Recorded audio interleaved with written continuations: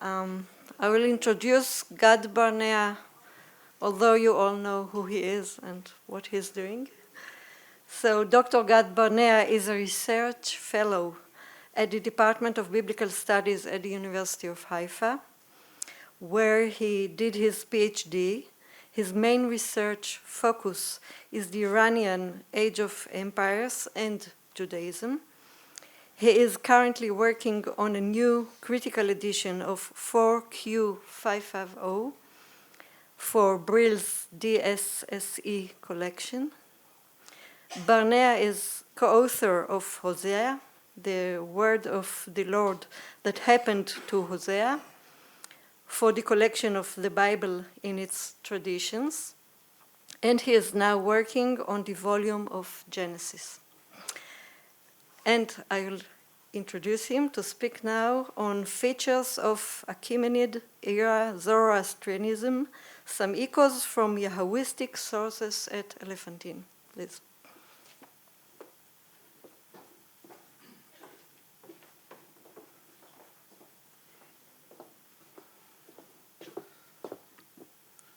Hello, everybody. So first of all, thank you for everything, your acceptance of my invitations and coming here and taking the time to prepare. And I'm truly awed at the response of this and really looking forward to spending these 3 days with you and learning from you and listening to what you have to, what you present and just having a good learning opportunity with you. Okay, so I'll jump right in because we have a lot, actually a lot to cover. So this paper is going to be divided into 2 parts. The first part is going to look at the Achaemenid Zoroastrianism. First of all, define what that is, or give an overview of what that is, and then looking at evidence of Achaemenid-era Yahwism at Elephantine. And then at the second part, diving into one particular document, Papyrus Berlin 13464, better known as the Passover Papyrus. And we'll look at this from a Achaemenid Zoroastrian perspective. So the question is, how Zoroastrian were the Achaemenids during the Achaemenid Empire, of course. One important indication of their Zoroastrian nature comes from royal throne names, okay, and these are extremely significant. We can see that Daryawahush, or Darius, as Jean Quélens discovered a few decades ago, Daryawahush is a name that actually contains a citation. It's a titat namen. Okay, it's a citation name from a yasna, from a sacred text, a sacred liturgical text, a prayer, and so are Artaxasta and Hamanish, Achaemenid, the forefather or the mythological forefather of the Achaemenid dynasty. These are names, and what's significant about this is that these are not self-evident names. It's not like Yehoshama. It's not a normal, just a regular verb tied to a divine element of a name. It is not obvious. These are not obvious names like most theophoric names and most names that we find around at that time. But these are citations from actual liturgical texts. And not only from actual liturgical texts, but these are citations from texts in a language that is no longer spoken. Okay, so it means that the name, obviously, it's a throne name. It's a name that they selected when they ascended to the throne, and so obviously they were expecting it to be understood at least by their co-religionists.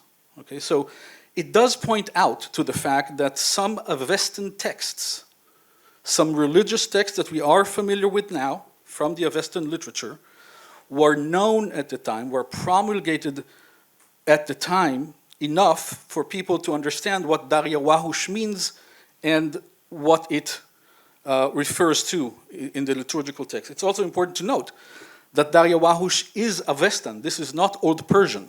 Okay, Wahush Good is Avestan. If I want to say that in Old Persian, it would be Naiba. Okay, so it's not the Old Persian language. They used a language that was already dead at the time. Now this points out already in terms of the language and the references to these citations that some Avestan text, of course we can't know that it was exactly the Avestan text that we are familiar with today, but some Avestan texts that we are familiar with today already were in circulation and were widely enough in circulation to be known at the time so that people would understand these references. Otherwise, it's meaningless to just pick a name when no one understands it. So, and again, quoting from Jean Quellens, he says, at least it is certain that the Achaemenid kings, in coming to power, wanted to demonstrate their allegiance to the old Avestan tradition, not to the Persian tradition per se, but to the larger Zoroastrian, Iranian tradition. Moving forward with Achaemenid Zoroastrianism, and I'll start, this will be the last slide on this particular point. We see it also in bullae, we see it on royal tomb inscriptions, we see it really across the empire. And so we see it here in Xerxes' tomb. We see a fire altar on his, in his inscription on his tomb. We see the king standing in front of it, and the Fraua on top here. We see something similar from Persepolis here as well, a fire altar, and a celebrant, a priest or someone else here holding the balsam twigs. So these are Zoroastrian ceremonies actually, of course, documented at the time during Xerxes and Darius's time. So to sum up this section, they were Zoroastrian. Right now in Iranian studies, it is pretty much a consensus. The Achaemenids were Zoroastrians. In other disciplines, it's less well known, but I think there is no Iranist today that would dispute this fact. So now I'm going to zoom into Elephantine. I'm going to start with the Aswan, with an Aswan Stela, the sandstone stela from Aswan. And we're going to focus mainly on one word, but the first word in that stela, Barmazana, Barzamdana. Now, it basically says this Barmazdana this is the place that was dedicated by a certain person. It's very fragmentary, but this term Barmazdana is not fragmentary. We can read it very clearly, and it's a place, a building of some sort that was dedicated by a certain person called Vidranga, probably. Now this Barmazdana is a very important term, I believe. In Xerxes' XPH inscription from Persepolis, very famous, the Daiwa inscription, he uses a very cryptic term that many scholars have written about, called the Artasha Barmaziani. So it's variously translated as the order on the height. Kent, who proposed an early interpretation of it, thought that this was a deified Arta, but that's been disproven. Chervo suggested the order of the height. Arta is the order, and he understood Barmazani as coming from the height, the idea of height, Barazan. In an article that is not yet published, I have a different reading of this, and I suggest that it comes from the suffix "e" at the end as a locative, and it means the place of the barsum rite. Barsum rite is what we saw earlier in the bulla from Persepolis, with the barsum twigs in the hand of the celebrant, and this is basically the imperially sanctioned form of worship at the time. So Xerxes talks about it. He says, I in Xerxes Persepolis H, he says, I cleaned up the unorthodox practices, the daiwa. This is why it's called the daiwa inscription. And now we are celebrating according to the Artasa Barmezani. Okay, so the rite, according to the order of the Barsum rite, at least according to my interpretation. So Barmazdana means the place, but dana can mean place or container. We'll see it in a little bit later. But it means the place of the order of the Barsum rite. So the existence of such a place at Syene, so right facing Elephantine, facing the island of Elephantine, a place of Barsum rite, assuming my interpretation is correct, already means that there should have been other elements supporting a Zoroastrian rite at the time. Okay, that means Magush priests, magi. This is a week before Christmas. We can talk about the magi, but these are one would assume that they are there, and indeed we do find them in a different document, in a legal document, a legal papyrus, in a transaction, a real estate transaction. We find between Yahwists, so this is a real estate transaction mentioning Yahwists, I should say, and the transaction, the parties signing the transaction are Yahwists, and the two of the witnesses to this transaction are magi, okay, and they sign as magi, magusha, okay. So we see that already here, we see that there was probably some form of Zoroastrian ritual center in Syene, so just facing Elephantine, and among the Jews lived, the Yahwists at Elephantine lived among Zoroastrian priests, magi, magush. Okay. Now, we also have at Elephantine several names, I only mentioned a few elements within these names, of Avestan terms within names that the Yahwists live among. So these could be the Rav Chayil, some of their commanders. These could be people that they transacted with at Elephantine. But these are Avestan, these are not Old Persian. These are Avestan terms or Zoroastrian terms found in personal names at Elephantine that the Yahwists were in contact with. Okay, so we can document these contacts, and we can safely assume, I believe, that they knew at least some of these names or these elements, what they meant. They were initiated to some degree with the Zoroastrian ideas that were behind these names. Some of these are, of course, Arta, which is central to the Zoroastrian idea of order and virtue. Baga, the gods, etc. Hama, which we will talk about later on, the idea of the Hama plant and the Hama divine being as well. So the Hama is a drink that purifies the person who drinks it. It's a central part of Zoroastrian ritual to this day. And so it is documented in a personal name at Elephantine. Of course, Mazda, Mitra, and Spenta, the bountiful or holy, and the Yaza, so the concept of worshiping, the right worship of God. And also we have some Tzitat Namen that are not royal that we find at Elephantine. I think the most interesting one is the last one, Arta Barzana. So like the Arta Barziani that we saw earlier from Xerxes Persepolis H inscription, here we see it as a personal name of a non-royal, not a throne name, but someone who took it. And this name is only documented from Darius the Great, Darius the First on. So it probably is part of Darius's religious reform.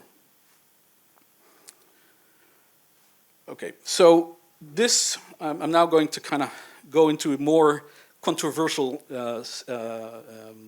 zones or areas. And there is what I believe is a fire altar in a document in the papyrus that is very fragmentary. And on its verso, there's a very thin line of text that remains, but it does mention the term atrodan.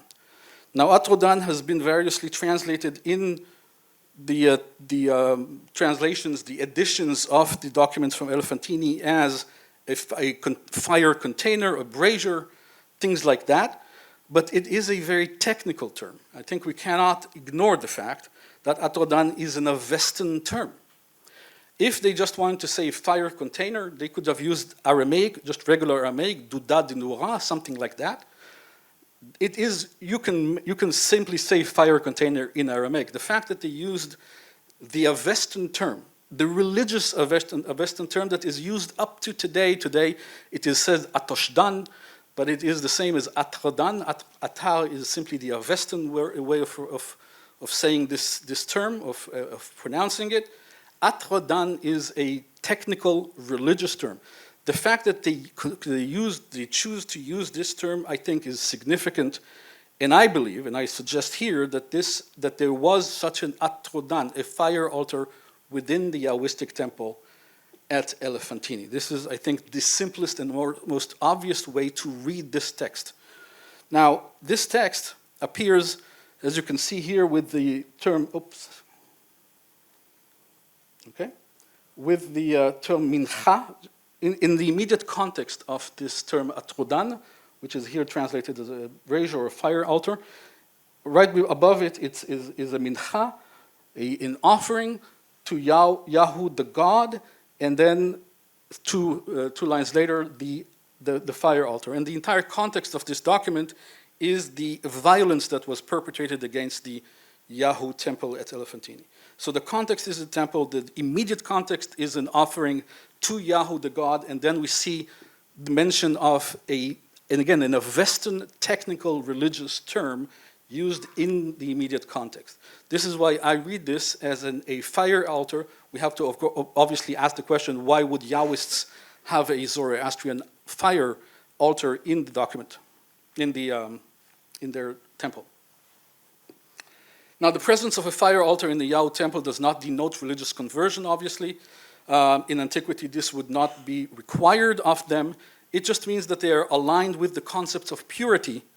Okay, the fire altar is the ultimate pure symbol of purity, and they are aligned with the concept of purity of the Zoroastrian ideal, which is moral accountability, staying away from lying, and being part of the good creation. So, of course, this is not religious conversion. This was a foreign idea at the time anyway. And this mostly means that they are aligned with the ideal of purity.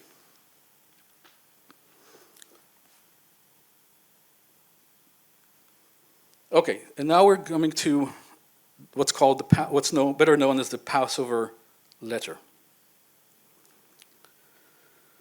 Now, Papyrus Berlin 13464, is it actually a Passover letter? I put here basically the simplest reading, most non-controversial, I assume, reading of this text. We'll go over it, and then I'll show it a new translation at the other end of this particular element of my presentation. So it says this: to my brothers, Yedonia and his colleagues, Chayla Yehudia. This is the first time at Elephantine that the term Chayla appears.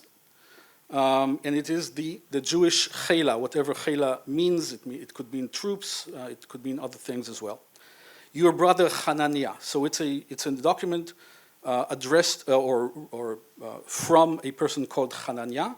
And this is why I prefer to call this document the Hananiah Decree rather than the Passover letter, and I'll explain later on. And then he says, the peace of my brothers may the gods seek after at all times. And now this year, year 5 of King Darius, it or someone has been sent from the king to Arsham. Arsham was the satrap of Egypt at the time. And this is very fragmentary. Now you shall count 4, and we don't know what it is. And then from the day of 15 to the 21st of something, almost certainly Nisan, the month of Nisan. Pure you shall be pure, you need to keep yourself pure, and beware. Work, something is mentioned about work, something is to be drunk or not drunk, and anything of leaven, we don't know what the verb is, but leaven is mentioned, or really barley is mentioned, chamir, not chamia, and then a sunset is mentioned, and until the day of the 21st of Nisan. Here Nisan is pretty clear, so we absolutely know that this is Nisan, and the 21st of Nisan. Something in your chambers, and seal it between some date range, and then he signs to my brothers, again, the same address as he had at the beginning, pretty much, to my brothers Yedanya and his colleagues, Chela Yehudiya, your brother Hananiah, and a small bet at the end. Okay, so this is the simplest reading of non-controversial as it gets, I believe, of this text. Now, there are several misalignments here with the biblical Passover or Feast of Matzot. The Pesach or the Pascha is not mentioned. Many have noted that before.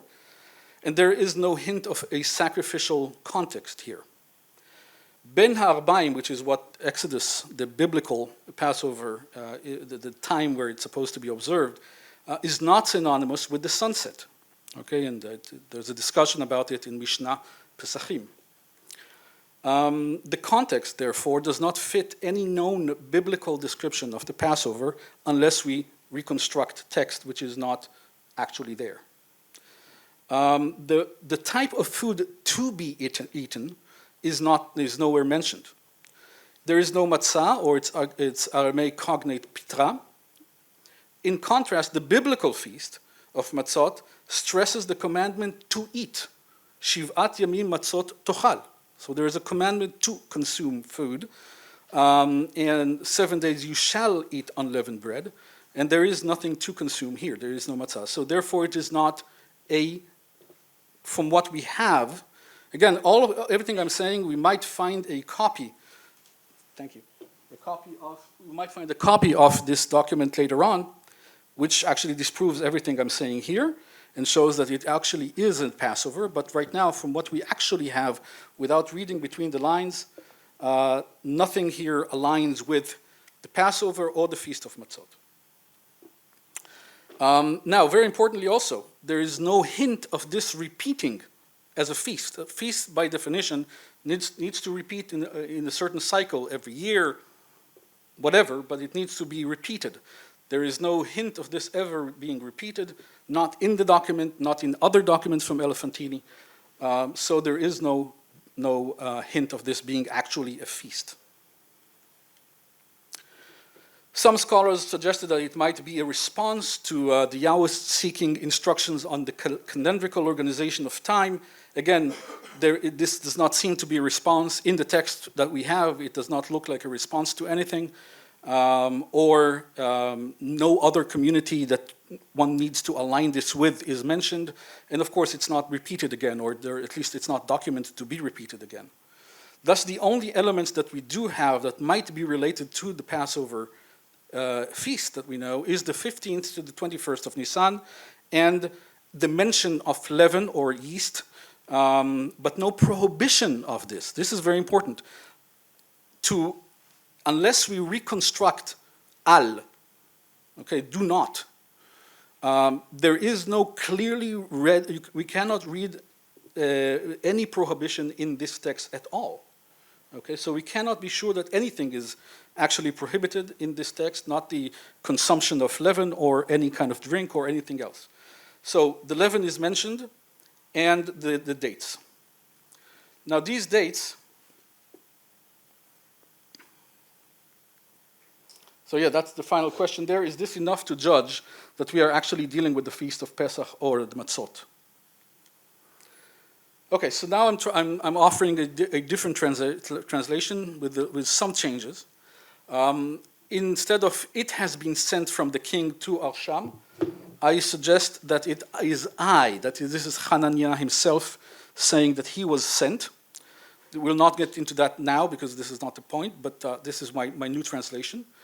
And that, that instead of counting 4 days, mani, the root of this verb is to appoint, which is the case of for any time this verb is used in other documents from Elephantine, the meaning is to appoint, not to count. It's not used, admittedly, it's not used very often, but any other case, it is to appoint people and not counting. Okay, so I'm using this sense here as well, appoint for. It could be you can appoint people or objects, but it is something that it needs to be set aside for a specific action. And then I'm also suggesting that the drink is commanded to be drunk purely. So pure, you should drink. Now there is a lamed here, I'm not going to get into the paleography too much, but there's a lamed here with something before that was sometimes understood as the the left leg of an aleph. I think it's closer to a yod, and I suggest that it might be tsalil, so pure in Aramaic. You shall drink whatever drink that is. It works perfectly with the line before it, pure you shall be. Okay, that is very clear in the text. You shall be pure, you shall keep yourself pure, and you shall drink the drink pure. Okay, and then that's just it's not. But in my trip to Berlin last year, I saw the last line of this of line 9 has an aleph that's barely legible, but it's there, and the top notch of what I believe is a dalid. So I suggest that the final word of this document might actually be Yehudiya again. Okay, Lester Graby suggests about the Passover in general in the 5th century BCE that scholars generally agree that the Passover has a history with roots long before the Persian period. This is the consensus among many biblical scholars today. And the unleavened, though the Passover and unleavened bread may have originally been distinctive festivals. Although the main source prior to the Elephantine documents is the biblical text, it seems possible to deduce some of the history of the festival from it. This is confirmed, according to Graby, by the Elephantine letters that suggest that the Passover is a part of an ordinary Jewish life and not something new. I modified this text a little bit. This is not the main, but the only source prior to the Elephantine documents, and it's confirmed by ostraca, not letters, that suggest that a Passover, but not the Passover, was known at the time. So the Hananiah decree, which is the way I prefer to refer to this document, would be therefore the sole extra-biblical anchor for this feast if we could prove that it actually relates to the feast of the Passover or the Matzot. However, the analysis presented above must call this into question. Objectively, there can be no certainty that this Hananiah decree has anything to do with the biblical Pesach or the Matzot feasts. The argument that these feasts existed when the Hananiah decree was written cannot rest on the circular logic that makes this very same document the sole extra-biblical witness to its existence. The term Pesach or Pascha is mentioned only 2 or 3 times, depending on how you read the texts, at Elephantine, and exclusively on ostraca. Ostraca are basically the ancient world's SMS. These are personal communications. These are dated actually to the beginning of the 5th century, all of these ostraca. And in all cases, the context of these ostraca, as far as we can tell, is private or familial. Okay? So given the centrality of this feast in the biblical narrative, it should already be clear that this Pascha mentioned in these ostraca is not the big coming together of people to sacrifice and participate and partake in the Passover. It seems more likely that the Pascha itself denotes a apotropaic ritual. In fact, one of these ostraca really shows a very nervous situation where a woman is very nervous about the children and repeats again and again that the children should be taken care of. So what do we have in this papyrus? People are to be appointed or counted or assigned. an observation encompassing 7 days, starting from the first full moon. The 15th of Nisan is simply the first full moon, and the 7-day period after the first full moon. There is a solemn command to maintain purity, and some sort of pure drink is to be consumed or not to be consumed, but as the text stands today, it is to be consumed. Something should be done with yeast or leaven, and something should be done and sealed in the chambers of this community. Historically, this date range and the word Chamir received the bulk of scholarly attention. Because of the assumed connection to the Pesach or the Matzot, Zacha, who was the first to publish this, in his initial publication said, I was able to reconstruct this papyrus based on Exodus and Deuteronomy. Okay, so he assumes that this is the foundation on which this text is built. So the main focus is on ritual purity, at least the way I read it, ritual purity in the consumption of some drink, which I believe is to be consumed pure, and it is merely a heptad after the full moon. This is the way I believe it should be read without any preconceptions. The full moon at the beginning of the harvest, Nisan, was a significant time across the entire ancient Near East, and in the Turu Aira, a day of the Creator in Zoroastrian worldview. The 7th day after the full moon is called Vi Shapata in the Zoroastrian worldview. Central elements of Achaemenid, AZ stands for Achaemenid Zoroastrian liturgy, are the consumption of a sacred drink called the Hama. We saw the Hama already in personal names at Elephantine, but the sacred drink, the Hama, purifies, according to the Zoroastrian worldview, it purifies the person who partakes in it and recreates them. It's a recreation of the man or woman who partakes in it.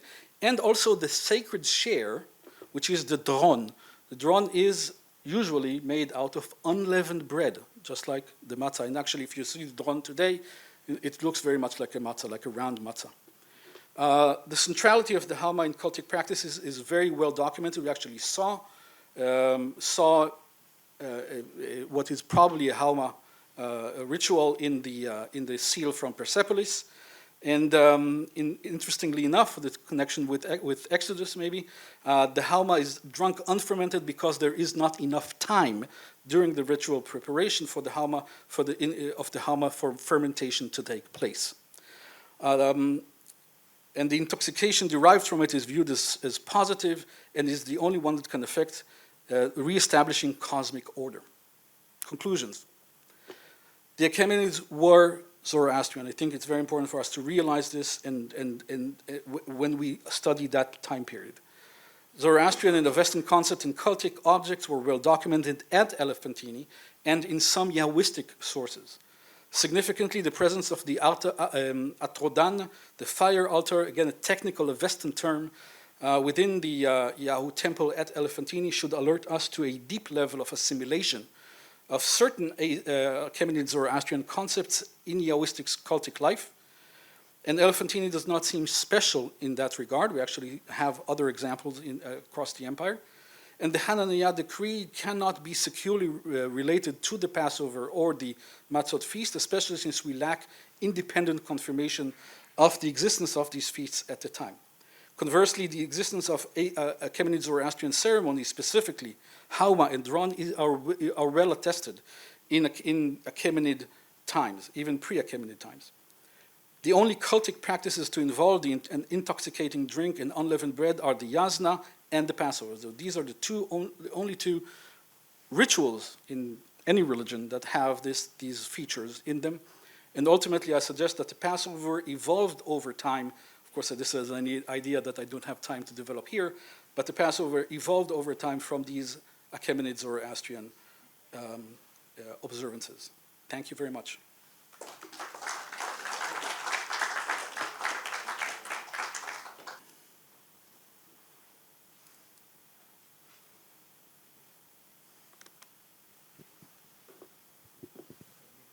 Well, thank you very much, Gad, for this interesting talk, and you have many bold suggestions.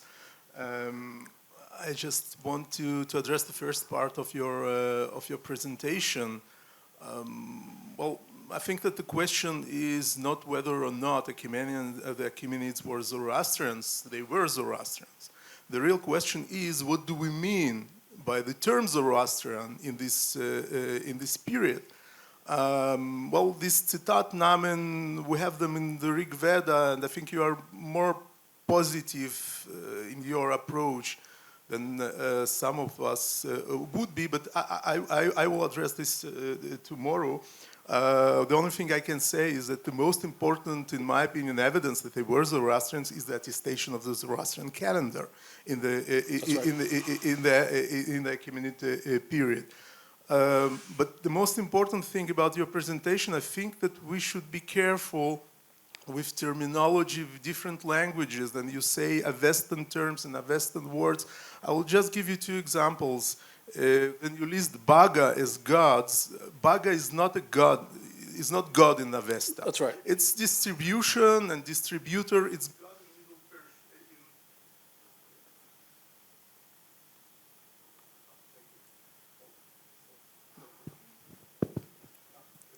Persian. So it's God in Old Persian. In Avestan, God is Yazata. So it's important. It's very important difference. Another thing is this Atashdan, that you say it's a Western term. It is not attested in the Avesta. It's Middle Persian term. We have nowhere in the Avesta we have this term, which, by the way, does not invalidate your hypothesis, because we assume that by the Achaemenid period, especially towards the middle and the end of the Achaemenid period, the population of Pars would already speak language which is closer to Middle Persian rather than Old Persian, but you should be careful. This is not an Avestan term. But my question is, I have two questions.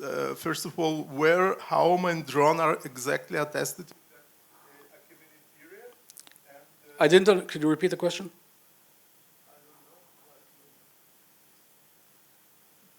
So the first is where Hama and Dron are attested in the Achaemenid period. And the second question, if you could go back to this Barsom rite reconstruction, what exactly do you mean by this? I mean, what is Barsom rite in the Zoroastrian tradition? Do you mean the consecration of the Barsom that is performed by the Zoroastrian priests as part of the liturgy? But it's not a separate ritual. There is no such ritual in Zoroastrianism. So, and if you have still time, I would really appreciate if you could explain how do you arrive, I mean, linguistically from Burs, Baresma to Barsom. Where do you lose the design thing? Okay. So thank you. Thanks, Michael, for all these questions and comments, and I agree with most of them. Bago, of course, is not Avestan per se. Atar is very central there, and that's what I meant with the Atradan. Not that the entire, of course, the place of the Atar is not mentioned in the Avesta, but Atar is very central, and that's what I meant with that. I will not have time to talk. We want to have other people participate, but to talk about the last part of your question, which is more about the linguistic aspects of this. We can talk about this later on, unless people want me to go really get into that. But your initial question was about the Hama, right? So Hama is certainly mentioned in personal name. It could be the Yazdatna. It could be the divine being as well. But the Hama, Haumdat, as a personal name, is recorded in several places, including at Elephantine as well. It has been suggested for decades that this bullae that I mentioned, that I showed at the beginning of this presentation of the celebrant holding the Barsom twigs, this is the Barsom rite, okay, that we talked about. So there's a celebrant, and we see it all across the empire, from Persepolis all the way to Turkey of today. We see people holding these twigs in front of a fire altar, and it represents that rite. Today, it's very hard to know, and that's an important. You made the point about the importance of being accurate in the terminology, and I need to say on that point that what we know from today's Zoroastrianism, or even 10th century, the earliest manuscripts that we actually have, is already a development. Like Abdi Yong, for example, one of the great scholars, said. He said that the Achaemenids themselves impacted Zoroastrian ritual. Okay, most likely. So the Zoroastrian ritual that we know today has gone through a lot of different iterations, and what I was referring to is what we can read from. It might be an interpretation only, but what we can read from these inscriptions, we can read from these bullae, from personal names, and I believe actually that Jean Kellens is absolutely right on his interpretation of the Avestan quotes from not from Rig Veda. There are similar quotes in the Rig Veda, but they're not exactly the same. And Jean Kellens is, I believe, absolutely correct in his analysis that these are citat namen from very, very specific prayers to Ahura Mazda within the Yasna. So, yeah, I'll be happy to continue this discussion. Any other questions?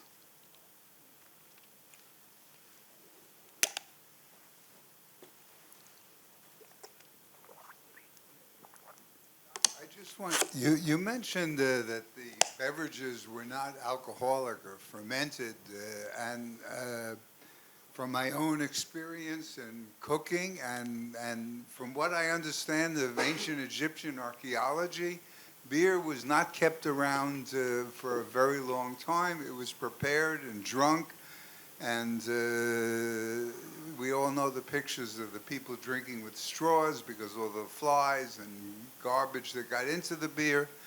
And so, in fact,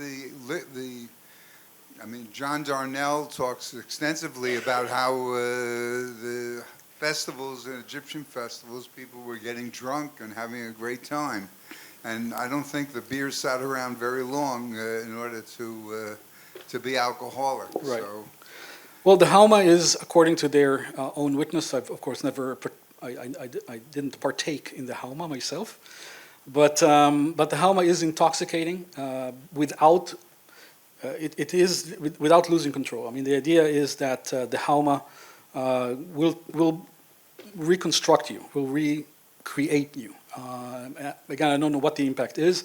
Haven't tried it myself, and in fact, we don't know today exactly what kind of herb that was the Hama was made from. In places where there was no Hama across the empire, sometimes wine was substituted. Okay, for Hama. The idea is that the Hama has to be pressed. Okay, it has to be pressed, and the pressing itself has a liturgical meaning. The pressing of the Hama, the para Hama, the preparation of the Hama is an important part of the entire process. So the pressing of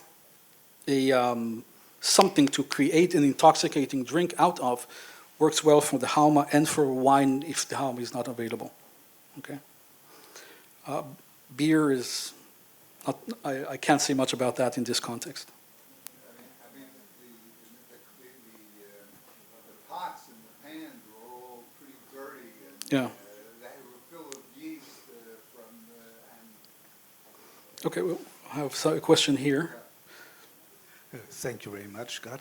I'm really with you that you can't read Pesach into the so-called Pesach document. I'm not quite sure about the matzot, because we have the date, we have mentioning unleavened things, so this would fit into it. And I'm a little hesitate to read in the Hama procedure in this, just because there's saying something about pure. This is normally in religious rituals that you had to be pure. I don't know any ritual to say you not to be pure. And it's also with Jewish festivities. So I hesitate a little bit to follow, though, to read in this Hama. This has maybe the same quality as to read in the Pesach. into this text. Yeah. And I wouldn't subscribe both. None of them, so sorry. Okay. So first of all, on the dates, the date is simply, unless you come from a Jewish or Christian background, the date is simply the first full moon, starting at the first full moon of the first month, the beginning of the harvest, and observing 7-day period. That time, what's that? Yeah, the first month of the year. It happens to be the first month of the year. So unless we come from a Jewish or Christian background, which is projecting a Passover or a Feast of Matzot into the text, this text is simply the first full moon. Beginning of the harvest is the most critical time period. And this defines if you live or die. Not in Egypt, but in most of the ancient Near East. And so this was an extremely important time period. It's not just any. If the Passover was, I don't know, in some other time period, maybe I could see that. But this is a very important time period all over the entire ancient Near East, and it's simply the first full moon of the year at the harvest. I mean, it's very significant in its own right without projecting the Passover or the Feast of Matzot in it. What I believe in the text, unless we reconstruct something in the text, as Zachau did, again, Zachau, he admits to it, he says, I reconstructed this based on Exodus and Deuteronomy, which for me is a methodological problem, as much as I respect, of course, his work. But unless we reconstruct it upon biblical bias, okay, all we know is that from the full moon of the first month of the year, we need to observe 7 days. The number 7 is central to Achaemenid in general, not just Achaemenid Zoroastrian, but the Achaemenid worldview. So we need to observe, and I gave you the names of these days, these exact dates in the Achaemenid vocabulary. So unless we read from the biblical text, all we know is that we have this heptad from the full moon, and we have a drink that is to be consumed, tishtu. Okay. Now it has been reconstructed that whatever comes before tishtu, before drink, is al tishtu, based on the biblical text, because there has to be a prohibition against eating. So it was made into a parallelism. But it does not. My reading of it, when I went to study it in Berlin, my reading of it is it cannot, or it most likely is not a lamed. An aleph. The lamed is clearly there, but it's not an aleph, but a yod before it. And I suggested, of course, I cannot prove it, but I suggested it might be tzalil, pure. You should drink it, which works perfectly with the line before it, which says, "Be pure." Drink pure. Okay, this slogan, if I had to sell Hama drinks, this would be pure, drink pure. This is how but of course I cannot prove that this is necessarily Hama. What I can say, though, is that we don't have any proof at all of the outside the Bible, of the Passover even being observed prior to the 5th century BCE. Outside the Bible, nothing. We only have it in the Bible itself. So independent proof of the Bible, of the Passover existing, we don't have.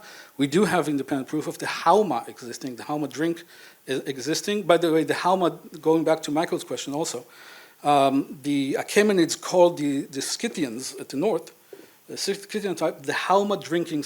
There are 2 different types of Scythians, pointy hat Scythians and Hama drinking Scythian. But they say Hama drink, okay, the Hama drinking.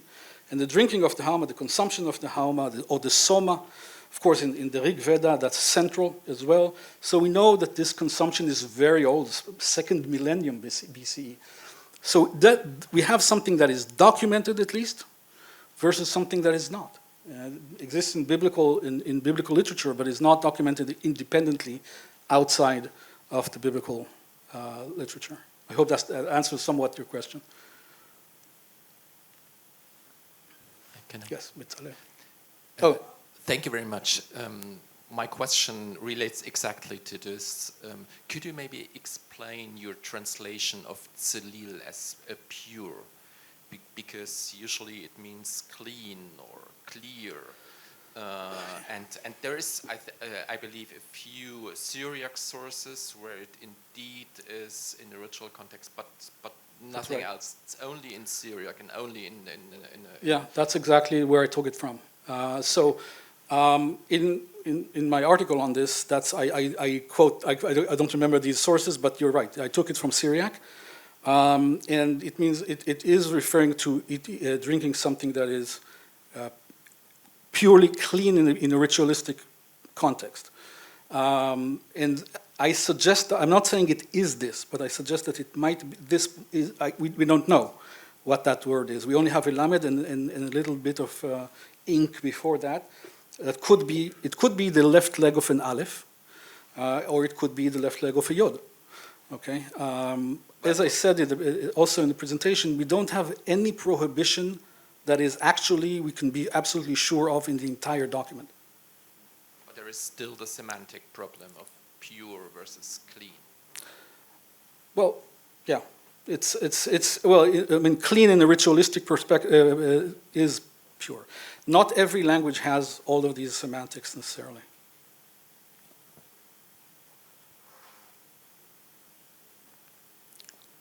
Well, Ada and I did go and copy the text, and she saw an aleph there, so we'll go with an aleph. Okay. And the last line was brought to me by my teacher, H.L. Ginsberg, who said that al yedaev al yimatzeh, that there should not be seen and there should not be found, so therefore you could, in order that it be not found and not seen, it could be hidden away. And so that's how the last line should be interpreted, which you didn't deal with. And as far as that ostracon is concerned, when will you make the Pesach? They operated by an Egyptian and a Babylonian calendar. So what time, when is Rosh Hashanah this year, and when is Pesach this year? So that's what they're asking. When are you celebrating Pesach? Because they operated by an Egyptian calendar. So Pascha, even though it occurs in a private letter about how the kids are doing, is really the same Pesach that is not found in that letter, but can best be interpreted as referring to the Pesach. Okay, thanks. So that's and I agree this is the traditional interpretation of that ostrakon. I see it actually as a counterpoint, because one thing we do know from the biblical Pesach is that it has an exact date and an exact time on that date. It's Ben Arbaim on the 14th. So the last thing one would ask is when. You know the date, you know it's the 14th of Nisan, and you know it's Ben Arbaim. We know you won't even ask what, if you know the biblical text, if it is the biblical tradition, you don't even need to ask what time in the day that is, but it is a very specific time of the day, and it is a very specific date. So when we would do the Pesach, for me, actually shows that it is not the biblical Passover, but it is something else called the Pesach. We agree that there was a Passover. The question is this the Passover? Now, in this very same ostraka, the woman talks about taking care of the children, being careful about the children, and making lechem, making bread. And so that we can interpret that as being something else, but it's also it seems to not be unleavened. Okay, she deals with bread in that same ostrakon. So I think this ostrakon actually shows us that a Passover existed, but not the Passover, the biblical Passover. They had some ritual existed that was called Pascha. Now, I believe, as has been, of course, suggested way before me, that the Pascha originally was an apotropaic observance, And that fits that context very well. We are concerned about the children, we're concerned about some kind of danger, and we want to observe some kind of apotropaic observance to avert that. That fits the context very well without having to project from the biblical text into it. I think we have to, we have to end. Okay, we can continue later on. Thank you very much.